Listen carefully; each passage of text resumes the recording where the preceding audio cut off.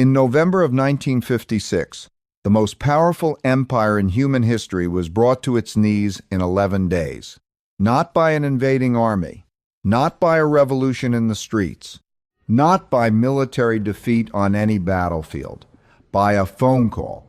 A single phone call from the United States government delivered an ultimatum so devastating, so surgical in its financial precision, that the greatest empire the world had ever produced had no choice but to surrender immediately and completely. The message was simple: stop your military operation in Egypt right now, or we will dump every British pound we hold onto the open market. We will collapse your currency. We will veto your emergency loan from the International Monetary Fund. We will watch your economy burn until there is nothing left to burn.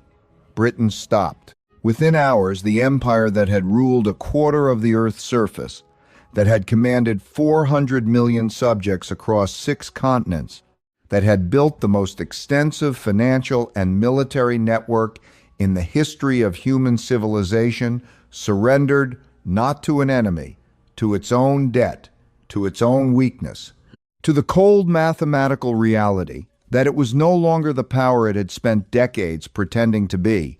That moment, known as the Suez Crisis, was not the cause of Britain's fall. It was the moment the fall became impossible to deny. And here is what the history books do not tell you clearly enough. Here is what most people who study this period never fully absorb. Britain did not fall because of the Suez Crisis. Britain fell because for 30 years before that phone call arrived, it had been making the exact same decisions that the United States is making right now. The same denials, the same overextensions, the same debt accumulation, the same refusal to accept a diminished reality. And if the pattern holds, which across 5 centuries of documented history it always has, the United States is approaching its own Suez moment, possibly before 2026 is over. To understand how Britain fell, you first have to understand how completely and genuinely dominant Britain actually was at its peak. Because the temptation when studying imperial collapse is to assume the empire was never as strong as it believed. Britain was exactly as strong as it believed. In the 19th century, Britain was not merely the most powerful nation on earth, it was in a category by itself. The British pound sterling was not just a major currency, it was the currency. When nations traded with each other across the globe, they settled transactions in pounds. When central banks stored their foreign reserves, they stored pounds. When international contracts were written for commodities, shipping, insurance, and finance, they were written in pounds and enforced through British legal institutions. This gave Britain a power that went far beyond its military or its industrial capacity. It gave Britain what economists would later call exorbitant privilege, the ability to run trade deficits indefinitely because the world needed British currency more than Britain needed to balance its books. The ability to borrow at the lowest interest rates in the world because every lender on earth considered British debt the safest possible asset. The ability to fund its military and its empire by essentially printing money that the rest of the world was obligated to absorb. If this sounds familiar, it should, because it is an almost perfect description of the position the United States has occupied since 1945. But there was a problem accumulating beneath the surface of British dominance. A problem that was invisible during the good years and catastrophic when it finally became undeniable. By the late 1800s, a new economic power was rising across the Atlantic Ocean. The United States had surpassed Britain as the world's largest economy. American factories were outproducing British factories. American innovation was outpacing British innovation. American wealth was compounding faster than British wealth by every measurable metric. Yet the pound remained dominant, not because Britain deserved that dominance economically, because of inertia. The world had built its entire financial infrastructure around pounds. Changing to a new system was inconvenient and disruptive. So even as Britain's underlying economic foundation weakened relative to America, its currency and its financial centrality remained strong. For a while, this is precisely the dynamic that Ray Dalio identifies in his research into the big cycle of empires. Reserve currency status always lags economic reality. The currency of a declining power remains dominant long after the economic justification for that dominance has eroded. And when the lag finally closes, it closes suddenly, brutally, and without sufficient warning for comfortable adjustment. Britain experienced this closure in November 1956. The United States is experiencing the beginning of the same lag closure right now. Then came the First World War, and it changed everything in ways that British leaders understood intellectually but could never fully accept emotionally or politically. Britain borrowed staggering sums to finance 4 years of total industrial warfare. The cost exceeded $40 billion in the currency of that era, more than $1 trillion in today's purchasing power. By the time the armistice was signed, in November 1918, Britain had completed one of the most dramatic financial transformations in modern history.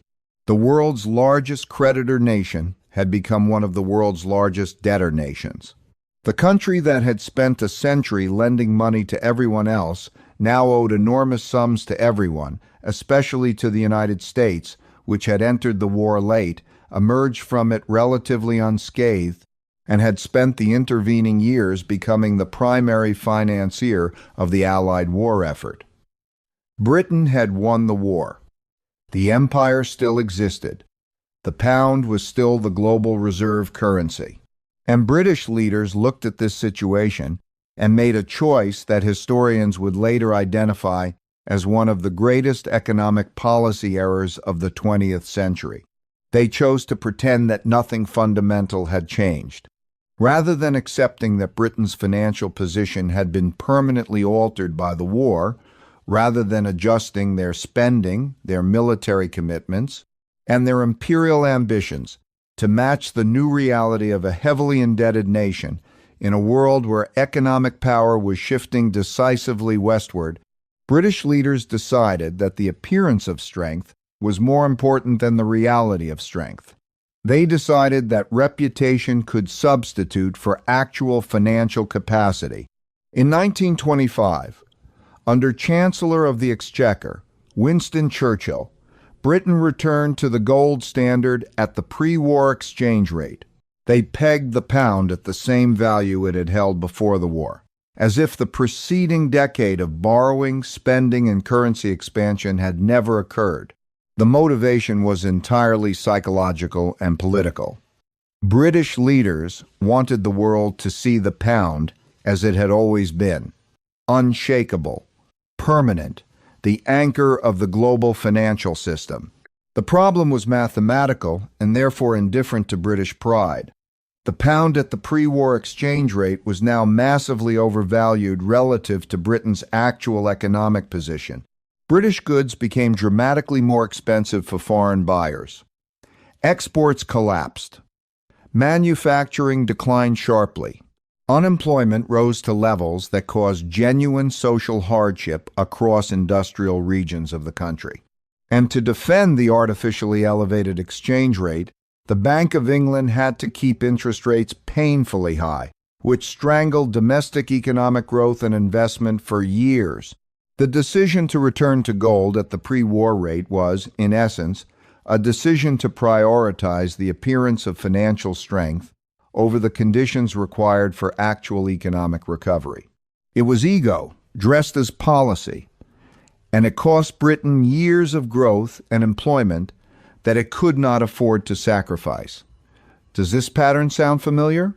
It should, because the United States has been making structurally identical decisions for decades, prioritizing the appearance of strength, maintaining commitments far beyond what current economic fundamentals can justify, refusing to accept a diminished reality because acceptance feels like defeat.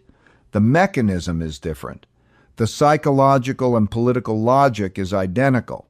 By 1931, the pretense had become mathematically impossible to maintain.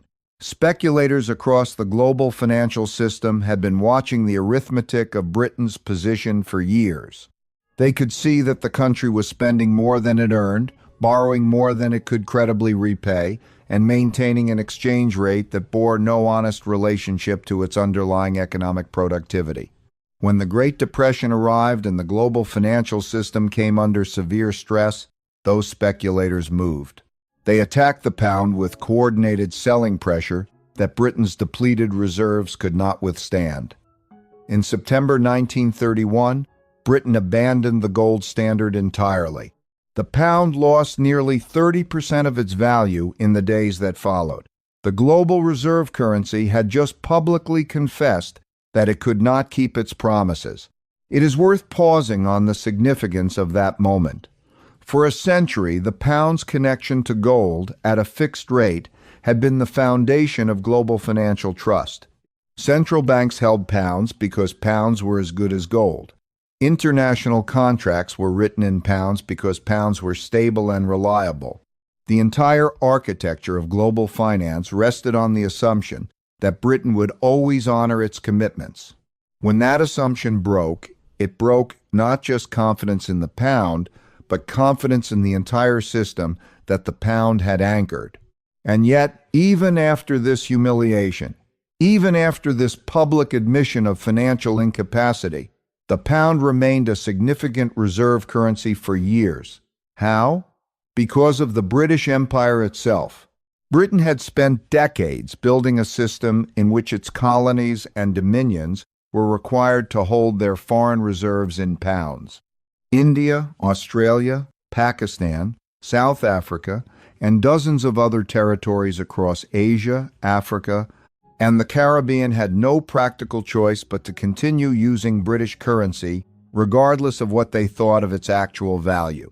Britain was, in a very real sense, holding its own empire hostage to prop up a failing financial system.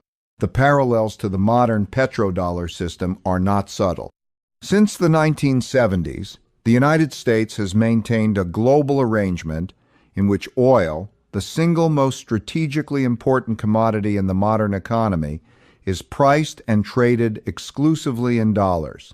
This arrangement has forced every nation on earth that imports oil, which is almost every nation on earth, to maintain substantial dollar reserves regardless of their actual preference for American currency. Just as Britain's colonies had no practical alternative to the pound, the oil-importing world has had no practical alternative to the dollar. But colonies eventually gain independence, and oil-producing nations eventually grow tired of the foreign policy constraints that come with dollar dependence. Both of those processes are accelerating right now in ways that the official narrative consistently underestimates. Then came the Second World War. And if the First World War had transformed Britain from creditor to debtor, the Second World War transformed it from a heavily indebted power to an empire surviving entirely on borrowed time and borrowed money. The total cost of the war for Britain exceeded £14 billion at the currency values of that era, an astronomical sum that pushed British debt to levels exceeding the country's entire annual economic output. By 1945, Britain owed more money than it produced in a year. The war had been won, but the financial foundation required to maintain the empire had been completely and irreversibly destroyed. And still, British leaders could not bring themselves to accept what the numbers were telling them. They maintained military deployments across the globe. They kept troops in India, in Egypt, in Palestine, in Malaya, in Kenya, in Cyprus, in Germany, in the Far East. They continued funding the administrative infrastructure of a global empire. They kept spending money they did not have on prestige they could no longer afford, sustained entirely by American loans and American patience.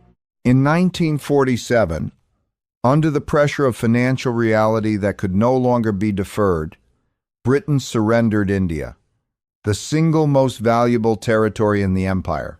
The foundation of British wealth and power for 2 centuries. Gone. Over the following 2 decades, everything else followed. Africa, the Middle East, Southeast Asia, the Caribbean. By 1970, the British Empire existed only in history books and in the aging memories of people who had lived inside it. The transition from apparent superpower to obvious former power had taken approximately 25 years from the end of the Second World War. But the collapse, when it came at Suez, took 11 days. 25 years of gradual erosion. 11 days of visible, undeniable, permanent collapse. This is the timeline that should concern every person paying honest attention to the United States right now. Because the gradual erosion phase of American dominance did not begin recently. It began in 1971 when President Nixon ended the dollar's convertibility to gold, severing the last formal connection between American currency and a fixed external standard. It accelerated in 1975 when the United States recorded its first trade deficit of the modern era, a deficit that has continued every single year since without exception. It deepened through the 1980s and 1990s as manufacturing capacity was systematically relocated to lower-cost countries, hollowing out the productive base that had made American economic dominance legitimate and sustainable. It accelerated again after the 2008 financial crisis as the Federal Reserve expanded its balance sheet from approximately $900 billion to over $9 trillion through successive rounds of quantitative easing. And it has reached a critical threshold in the current moment as interest payments on the national debt approach $1 trillion annually for the first time in history. The erosion has been underway for 50 years, which means if the British pattern holds, the collapse when it arrives will be even more sudden and more severe than Suez was, because the gap between the appearance of strength and the reality of strength has been accumulating for half a century rather than 3 decades. Let us be precise about what the Suez Crisis actually revealed. It did not cause Britain's weakness. It revealed weakness that had existed for years. When Egypt's president, Gamal Abdel Nasser, nationalized the Suez Canal in July 1956, Britain responded with exactly the kind of imperial reflex that had served it well for a century. It assembled a military coalition with France and Israel, developed an invasion plan, and launched a military operation to retake the canal by force. The military operation was working. British and French forces were advancing. Egyptian resistance was being overcome. By every traditional military metric, the operation was succeeding. But Britain had forgotten something that should have been obvious from the numbers alone. It was no longer the world's banker, it was the world's debtor. And the world's actual banker, the United States, had decided that old-fashioned imperial military interventions in the Middle East were strategically counterproductive in the context of the Cold War competition for the loyalty of newly independent nations. President Dwight Eisenhower was furious, not because he had any particular sympathy for Nasser or Egypt, but because he understood that every act of naked imperialism by a Western power pushed the developing world toward the Soviet Union. He decided to use the one weapon that Britain had no defense against, its financial vulnerability. The United States threatened to sell its entire holdings of British pounds on the open market. This would have caused an immediate and catastrophic currency collapse, making it impossible for Britain to import the food and fuel its population needed to survive. Simultaneously, the United States blocked Britain's application for an emergency loan from the International Monetary Fund, which the United States effectively controlled through its voting share. Britain's foreign currency reserves were draining at a rate exceeding $100 million per week. Within days, possibly within hours, Britain would have faced a choice between complete financial collapse and immediate capitulation. British Prime Minister Anthony Eden had no viable alternative. He ordered a ceasefire and a complete military withdrawal from Egypt. In exchange, The United States allowed Britain to receive the International Monetary Fund loan it needed to prevent currency collapse. The greatest empire in human history had been brought to heel by its own creditor in 11 days.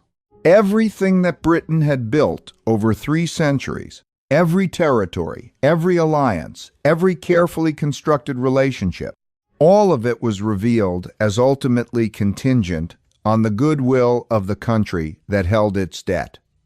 The moment that goodwill was withdrawn, the empire was over. Not gradually, instantly. Now let us map this pattern onto the current position of the United States with the precision it deserves. The United States national debt currently stands at approximately $36 trillion. That represents roughly 120% of the country's entire annual economic output. Interest payments on that debt are approaching $1 trillion per year, exceeding the defense budget for the first time in the country's history. The federal government is currently borrowing approximately $7 billion every single day simply to keep its existing operations funded. Every major fiscal institution, the Congressional Budget Office, the Government Accountability Office, the Federal Reserve itself, has publicly stated that the current fiscal trajectory is mathematically unsustainable. These are not partisan assessments. They are arithmetic. The United States spends more on its military than the next 9 countries combined. It maintains over 750 military bases in more than 80 countries. It is simultaneously committed to the defense of Europe through the North Atlantic Treaty Organization, the security of Japan and South Korea through bilateral treaties, the protection of Taiwan through strategic ambiguity, and the maintenance of military presence across the Middle East. It is policing the entire world with a credit card that is already at the limit. The petrodollar system, the arrangement that has forced the world to hold dollars by requiring oil to be priced in dollars, is showing the first serious cracks in its 50-year history. China and Russia are conducting an increasing proportion of their bilateral trade in their own currencies. The BRICS nations, Brazil, Russia, India, China, and South Africa, now significantly expanded, are actively constructing alternative payment and settlement systems specifically designed to reduce dependence on American financial infrastructure. Saudi Arabia has accepted Chinese yuan as payment for oil and specific transactions, a development that would have been considered literally impossible 5 years ago. Central banks worldwide are purchasing gold at double their historical average rates, a direct and unambiguous signal of declining confidence in the long-term stability of dollar-denominated reserves. These are not random or disconnected events. They are the early, visible signs of the same process that preceded Suez. The gradual recognition by the world's financial actors that the gap between the appearance of American financial dominance and the reality of American financial position has become too large to ignore. Here is the parallel that is perhaps most chilling of all. Before Suez, before the humiliation, there was a period in which a small number of British economists and Treasury officials saw clearly what was coming. They wrote internal memoranda warning that Britain's financial position was unsustainable. They argued explicitly that the country needed to dramatically reduce its military commitments, stop spending on an empire it could no longer afford, and accept the reality of a post-imperial role in the world. Those warnings were ignored completely, not because the political leaders who received them were unintelligent, but because the political cost of accepting the truth was higher than any individual leader was willing to pay. Nobody wanted to be the person who told Britain it was no longer great. The public did not want to hear it. The newspapers called the pessimists defeatists. Everyone wanted to believe that the same country that had won 2 world wars, that had built the largest empire in history, that had given the world its language and its legal system, was simply too significant to be subject to the same mathematical laws that had ended every previous empire. They were wrong. And the people who were financially prepared for what was coming, the small minority who had looked honestly at the numbers and acted accordingly, those people navigated the transition, with their wealth largely intact. The people who had believed the official narrative until it was too late discovered what every generation that has lived through an imperial transition discovers: that the government cannot protect you from the consequences of choices the government itself made. The United States is at that exact moment right now. The warnings are everywhere, and they're being issued by people with impeccable mainstream credentials: former Treasury secretaries, former Federal Reserve chairs, Congressional Budget Office directors, the chief economists of major financial institutions. They are all saying, in the careful language of official institutions, the same thing that those British Treasury officials were saying before Suez. The current path is not sustainable. Something has to change. And just as in Britain, those warnings are being systematically ignored, not because the people in power are unaware of them, but because the political cost of accepting the truth remains higher than any individual leader is currently willing to pay. What does this mean practically for the people watching this right now? It means several things with a clarity that the historical record makes difficult to dispute. First, the government will not protect you from the consequences of what is coming. British citizens who trusted their government to manage the transition from imperial power to ordinary nation found that the government's primary concern during that transition was the government's own survival, not the financial well-being of ordinary people. The people who protected themselves, who diversified their assets across currencies and geographies, who built real productive skills and maintained genuine savings, were the ones who navigated the transition with their lives and their finances reasonably intact. The same will be true here. Second, the transition from apparent strength to obvious weakness will happen faster than almost anyone currently expects. Britain spent 30 years in gradual erosion before 11 days of visible collapse. The gradual erosion of American dominance has already been underway for 50 years. The conditions for a rapid collapse are more advanced today than they were in Britain on the morning of November 1st, 1956. Third, and most importantly, the historical record is not a source of despair for the person who reads it honestly. It is a roadmap. Every empire that has gone through this transition has produced a generation of people who navigated it successfully because they understood what was happening while the majority did not. They were not smarter than everyone else. They were simply willing to look at the evidence without the filter of national pride and institutional normalcy bias. The evidence is available to anyone. The question is whether you are willing to look at it honestly and act on what it tells you before the moment of maximum clarity arrives and the opportunity for preparation has passed. Britain's final mistake was not any single policy decision. It was not the return to the gold standard in 1925. It was not the invasion of Suez in 1956. Britain's final mistake was the sustained, deliberate, politically motivated refusal to see what was right in front of its face for 30 years.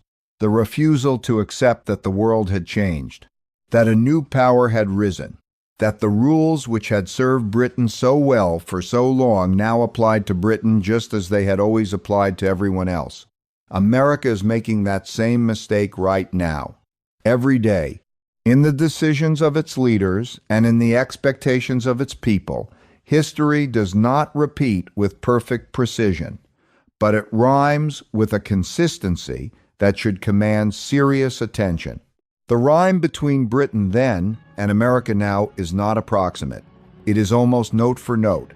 The same debt accumulation, the same military overextension, the same currency defended past the point of sustainability, the same refusal to accept a changed world, the same political incentive to maintain the appearance of strength rather than build the foundation of genuine resilience. The clock is running, The pattern is clear. The only question that remains is whether you will be among the people who saw it coming or among the people who are still waiting for someone official to tell them it is real.